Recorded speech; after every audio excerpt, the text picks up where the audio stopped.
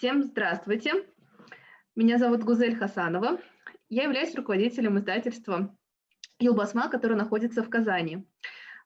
И я благодарю за возможность рассказать сегодня вам о нашем издательстве и поделиться тем, чем мы живем, нашей миссией, портфелем, ну и какими-то основными проблемами, с которыми мы сталкиваемся.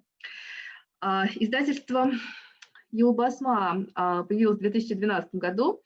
Сейчас поделюсь с вами презентацией. Я думаю, так нам будет проще взаимодействовать.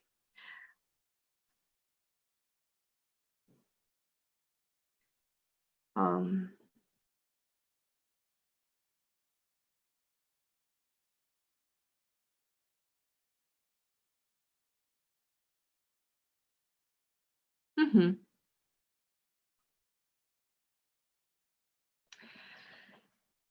Итак, издательство «Юлбасма». Наша миссия заключается в поиске хорошего регионального контента и придании ему качественной современной формы, и при этом очень стараемся сделать этот контент доступным для большой аудитории. На самом деле, мы понимаем, что региональные темы – это те темы, которые, наверное, лучше, чем мы сами изучить, переосмыслить и придать какую-то форму, начать распространять не сможем, поэтому мы как раз и ищем интересные региональные темы, и в эти темы входят как художественная литература, так и какие-то общественные проблемы, так и переосмысление исторического, культурного наследия. И при этом для нас важно издавать эту литературу как для детей, так и для взрослых. И вот, собственно, основные наши направления деятельности. Мы издаем книги для детей, издаем под обозначением «Юлбасма», издаем книги для взрослых. Для этого направления мы придумали иное коммерческое обозначение «Тамга». Издаем книги на заказ, потому что в издательстве также есть такие проекты, когда сторонние авторы или просто коммерческие заказчики просят издать какие-то книги. При этом в случае, если эта книга соответствует нашим собственным принципам и хорошо вписывается в издательский портфель, мы эти книги берем еще и на продажу от своего имени. И кроме этого мы проводим образовательные проекты. Это отдельное направление нашей деятельности, тоже очень важно. Это презентации, публичное чтение, книжные мастер-классы. Но на этом, наверное, я остановлюсь подробнее чуть ниже и поделюсь с вами нашими наработками, нашим опытом в этом направлении. На каком языке издаются книги в нашем издательстве? Ну, большая часть контента, 55% книг, это книги на татарском языке. И это очень важное для нас направление, потому что Республика Татарстан, в которой мы работаем, это республика, в которой проживают сосредоточенно татары, русские и представители других национальностей.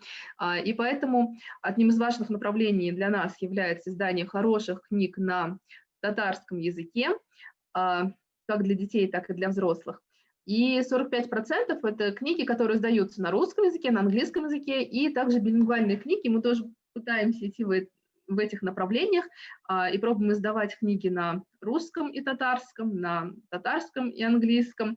Для нас это тоже интересное направление, потому что, хотя мы пока для себя не определились, насколько стоит или не стоит продолжать издавать билингвальные книги, но для издателя это всегда связано с гораздо более низкими расходами на издание таких книг, нежели издавать книги отдельно там, на русском, на татарском, на английском языках. Но, с другой стороны, есть свои нюансы.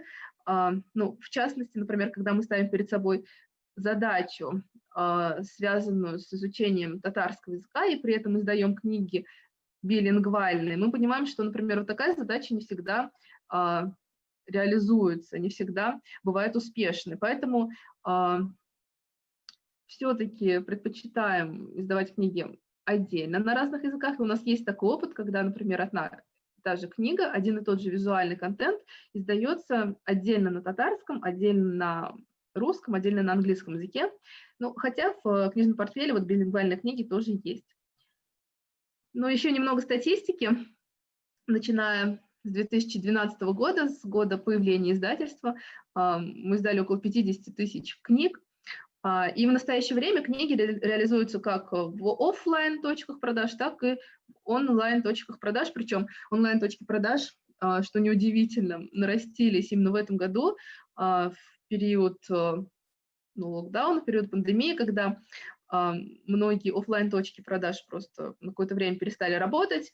И в этот период мы как раз приложили все усилия, чтобы увеличить возможность заказать книгу и воспользоваться ее доставкой.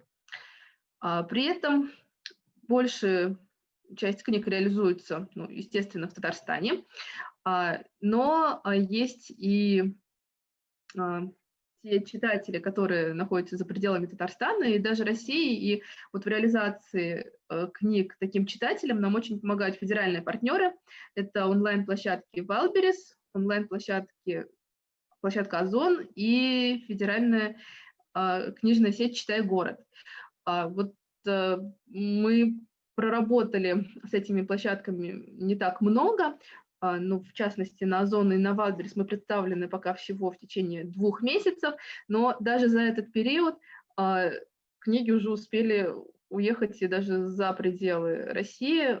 Мы анализируем наши продажи, понимаем, что есть продажи, например, в Казахстане, есть продажи в Беларуси, причем для нас это тоже было определенным удивлением, что и за рубежом, в частности, в Казахстане, в Беларуси есть рынок, есть читатели, которым интересны книги нашего казанского издательства.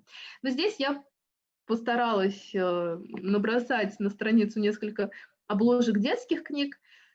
Вот как раз «Бану Хэмкоще» как раз пример книги билингвальной, которая издана на 2 языках, на татарском, на английском. Вот, например, «Сказки Крылая», книга, которая издана на также 2 языках, на татарском, на русском языке. Вот отдельно, наверное, остановлюсь на книге «Бака-Бакылдык». Это книга о лягушонке, его приключениях. Для нас это особо интересный проект, потому что мы его делали совместно с художницей Олесей Щукиной, которая выступила иллюстратором и дизайнером этой книги. И мы очень надеемся, что этот проект получит еще и продолжение, возможно, в виде появления анимации по сюжетам этой книги. Вот на этом слайде представил несколько обложек книг для взрослых. Например, «Лобачевский» — это исторический роман, который мы издали в этом году. Есть книги с нотами. Вот «Хатира» — это книга рецептов татарской кухни. «Казанский марафон» — это книга о такой довольно локальной истории, поскольку в Казани сейчас очень развивается направление марафонцев, направление, связанное с бегом. И Казанский марафон претендует на то, чтобы попасть в список престижных марафонов мира. И вот книга «Казанский марафон» посвящена именно марафонскому движению в Казани, ну и вообще полезна для бегунов. То есть здесь тоже какая-то вот такая региональная история есть. Ее мы сделали в 2019 году. Ну и сейчас хотела с вами поделиться кейсом,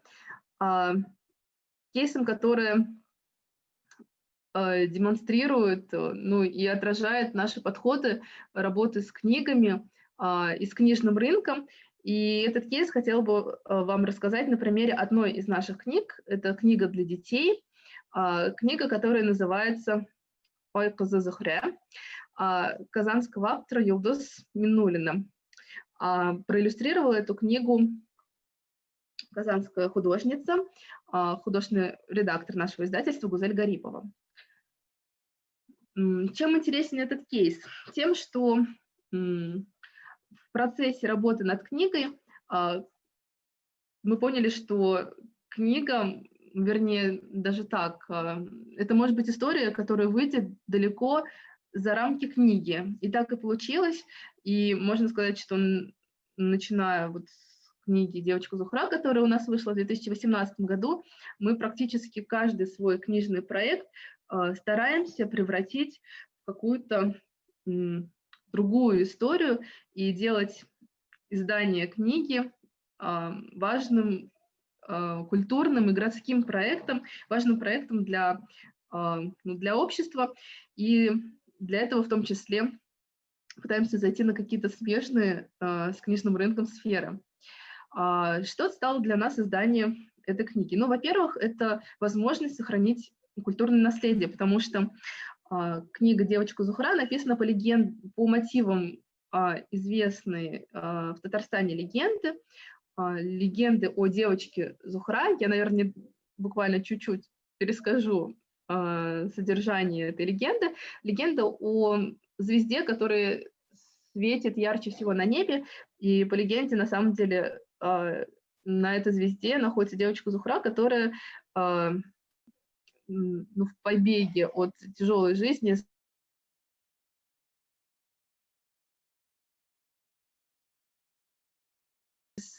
спустила луна, поднялась в небо и нашла там волшебный мир, начала жить на Луне. И вот сейчас, по легенде, каждый раз, когда мы смотрим на эту самую яркую звезду, мы можем увидеть отражение девочки, какой-то образ девочки на этой Луне. Ну, вот об этом, собственно говоря, сама легенда. Но в книге мы привели не текст легенды, а переработанный текст. Текст был переработан казанской поэтессой Илдос Минуллиной, он в стихотворной форме, но в любом случае основан на этой легенде, о которой я рассказала. Издание книги – это возможность для профессионального развития региональных авторов и художников. Ну вот в частности, говоря о книге «Девочка Зухра», ее нарисовала казанская художница Гузель Гарипова, и эти иллюстрации были направлены на книжный фестиваль в Болонье, в Италию, и по направлению Silent Book, это книги без слов. И для нас это было особенно ответственно, особенно важно издать эти иллюстрации в виде книги, потому что таким образом мы даем возможность увидеть широкой публике те работы, которые обычно являются фестивальными, конкурсными работами. А в данном случае эти изумительные иллюстрации легли в основу книги и стали доступными всем, кто понимает татарский язык, кому интересна эта история. С этой книгой мы, кстати, заметили еще тот факт, что вот этот формат Silent Book позволяет привлечь не только татароязычную аудиторию к издательству, но и привлечь внимание абсолютно всех неравнодушных к хорошим иллюстрациям людей, потому что Silent Book — это книга, которую можно принимать без слов. То есть сюжет понятен, просто основываясь на этих иллюстрациях. Поэтому и даже до сих пор тираж книги еще до конца не распродан, но до сих пор, когда мы приезжаем на фестивали, на выставки, среди покупателей книги оказываются читатели, люди, которые не владеют татарским языком, но с удовольствием покупают книгу только потому, что им очень интересна история, сюжет, или очень интересно то, в какой технике нарисованы иллюстрации. Здесь хочу еще рассказать о том, что при этом мы, когда мы готовили буктрейлер к презентации этой книги, долго думали о том, какую же музыку использовать для этого буктрейлера, и нашли подходящую музыку. Это музыка, которая была записана вот на таких пластинах, которые сейчас на фотографии вы можете увидеть, и эти пластины, эту музыку мы нашли в фондах Института языка, литературы и искусства, который является подразделением Академии наук Республики Татарстан. И это тоже очень интересная история, потому что нам вдруг стало понятно, что в этих фондах хранятся огромное число такого богатого наследия, в данном случае музыкального, о котором просто никто не знает. И не знаю, насколько нам удалось как-то привлечь внимание населения к этой истории или не удалось, но, по крайней мере, мы перед собой ставили эту цель, чтобы как можно больше людей узнало о существовании, во-первых, вот этих пластин, о том, что на таких, с использованием такой технологии когда-то вообще записывалась и передавалась музыка, о том, что до сих пор это есть и можно как-то использовать. Сейчас я бы хотела включить, поделиться с вами буктрейлером. Так, секунду.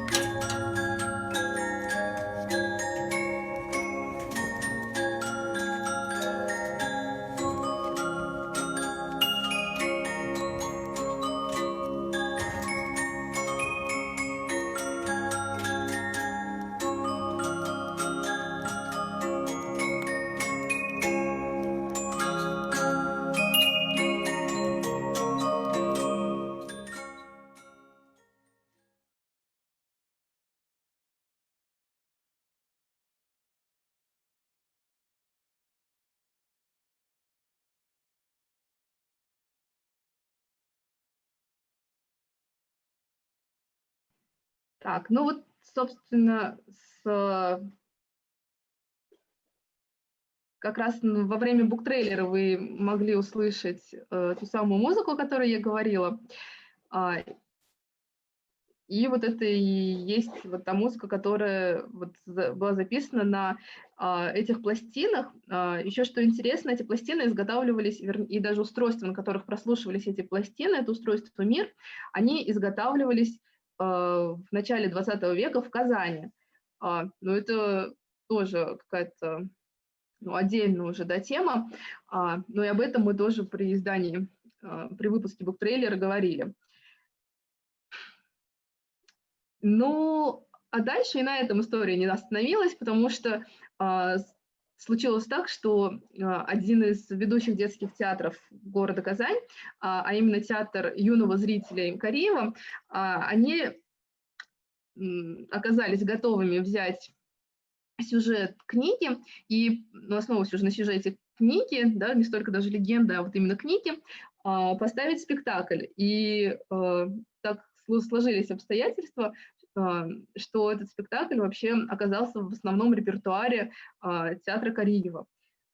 И это уже такая еще новая грань и новый способ продолжить жизнь книги. И вот здесь вот как раз вы можете увидеть фотографию со спектакля. Это кусок декорации. Спектакль шел практически без слов, и это тоже позволило сделать так, что зрителями спектакля были как дети, которые понимают татарский язык, и дети, которые владеют русским языком, но не понимают татарский язык.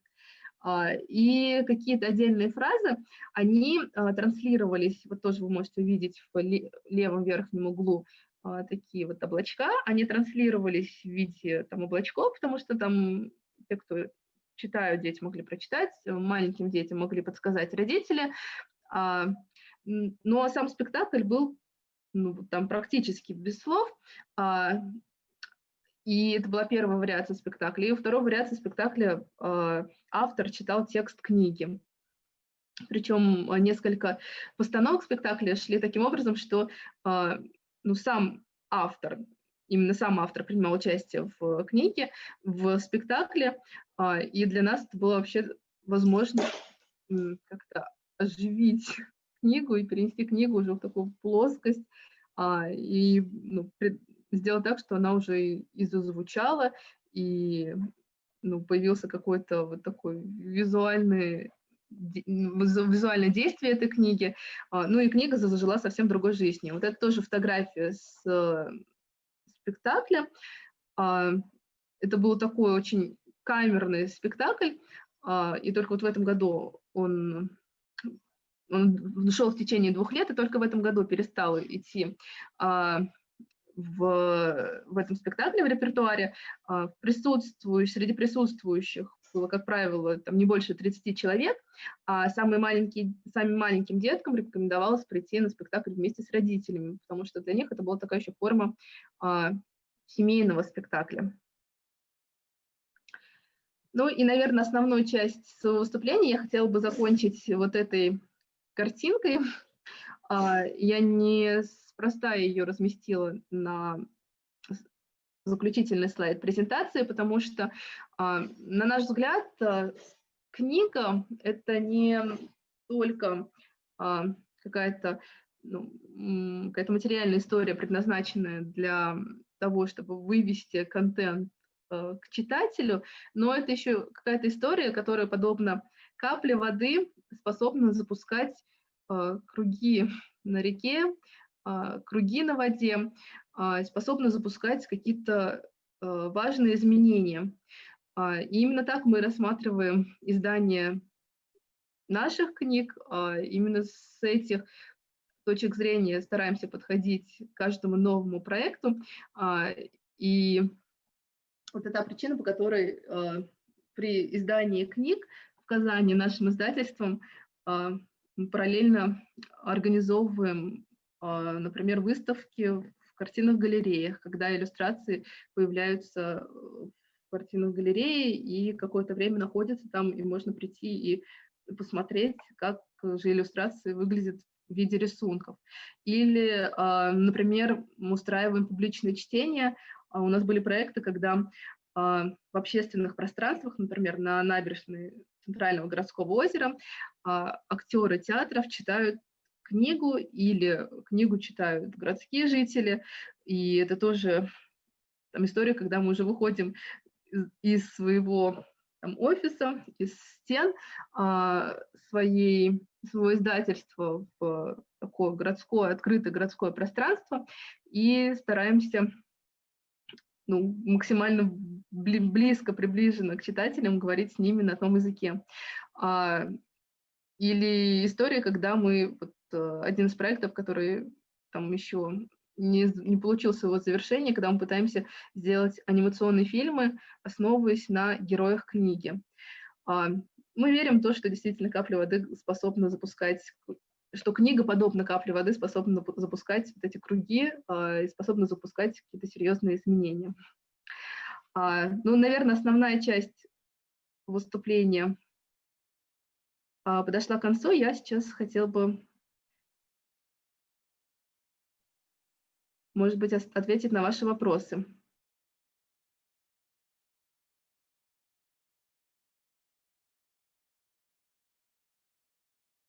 Так.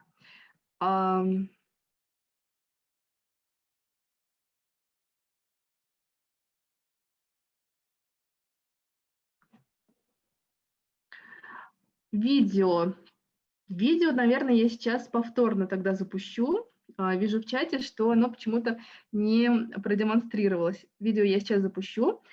Электронные книги для детей актуальны или нет, или только печатные? По поводу электронных книг, на наш взгляд, электронные книги становятся актуальными для детей, начиная со средней школы. То есть по возрасту, это, наверное, дети с 10-12 лет. Потому что до этого времени родители все-таки стараются сделать так, чтобы в руках ребенка попала печатная книга. Ну, если говорить уже действительно о детях самого раннего возраста, то где-то до 3, 4, 5 лет книгу ребенку читает взрослый. И в этом случае все-таки в руках взрослого живая печатная книга. Дальше, когда ребенок начинает учиться самостоятельно, какое-то время в руках ребенка, самостоятельно читающего, продолжает оставаться печатная книга. А вот где-то начиная с 10, с 12 лет детям действительно удобнее читать, наверное, даже электронные книги. И в этом отношении те книги, которые мы издаем сегодня для детей и подростков, но мы их сразу же планируем в 2 формах, в печатной и в электронной. А есть проект, на котором мы сейчас работаем, и там книги будут издаваться только в электронной форме, то есть печатать мы их даже и не будем. Ну, потому что такова современность. Это, во-первых, удобнее, потому что не надо носить с собой там вот этот кирпичик, книжки, там телефон, какой-то гаджет всегда под рукой. Ну и, во-вторых, для издательства это сопряжено с гораздо более низкими затратами, чем если сравнивать ситуацию, когда книги печатаются. Так, как по поводу читок вопрос. Есть ли эти читки в записи, как о них узнают люди? Ну, возможно, надо посмотреть, есть ли у нас видеозаписи читок, но, как правило, о читках узнают с источников общественных пространств. То есть, когда мы мероприятия проводим, например, там, в Казанской ратуше, то у Казанской ратуши есть свои способы коммуницирования с людьми, и они, используя эти каналы, сообщают об этом населению. Ну и, соответственно, мы своей аудитории по своим каналам тоже. Если, например, проводятся читки в парковых пространствах, то у дирекции парков и скверов есть свои каналы коммуникации с своей аудиторией, и, соответственно, они доносят до аудитории эту информацию, ну и мы тоже среди аудитории, которые есть в наших социальных сетях. В основном это социальные сети, это сарафанное радио, но, наверное, аудитория еще приходит по причине высокой лояльности, потому что когда читатели следят за тем, как мы работаем, там, отслеживают мероприятия, которые мы проводим, и у них высокая лояльность к издательству, соответственно, на какие-то приглашения издательства довольно тепло всегда реагируют, и вот таким образом находят эту информацию. Так, вопрос. Так много вы делаете помимо книг, здорово. Спасибо большое. Мне кажется, это важная история, потому что разговоры на тему, есть ли будущее у книжной индустрии или нет, они по-прежнему продолжаются.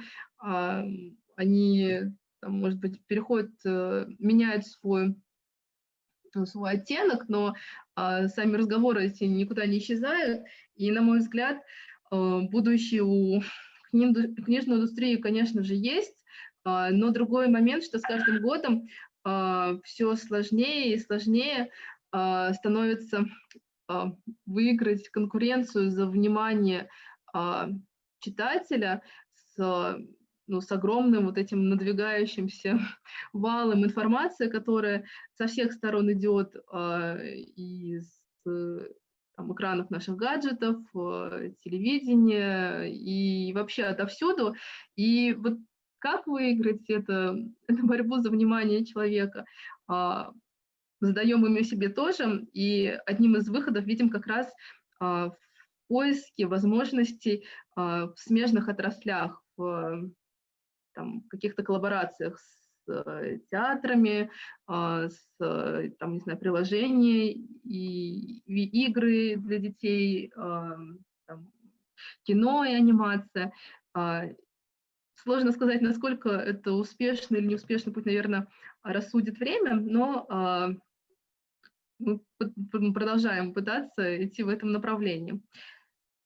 Так, еще вопрос. Как вы считаете, возможно ли возродить любовь современных детей к книгам, и они обречены только играть в компьютеры и смотреть телевизоры? Как вообще победить светящийся экран?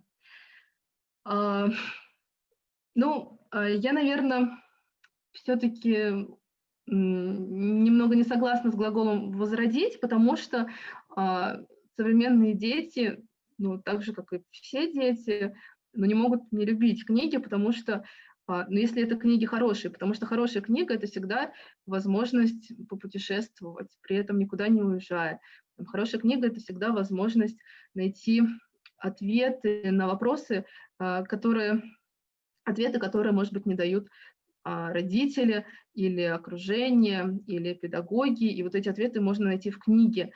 Другое дело, знают ли об этом современные дети, и мне кажется, что здесь проблема не столько детей, сколько нас с вами, взрослых, потому что мы не рассказываем об этом детям, об этих возможностях книги детям.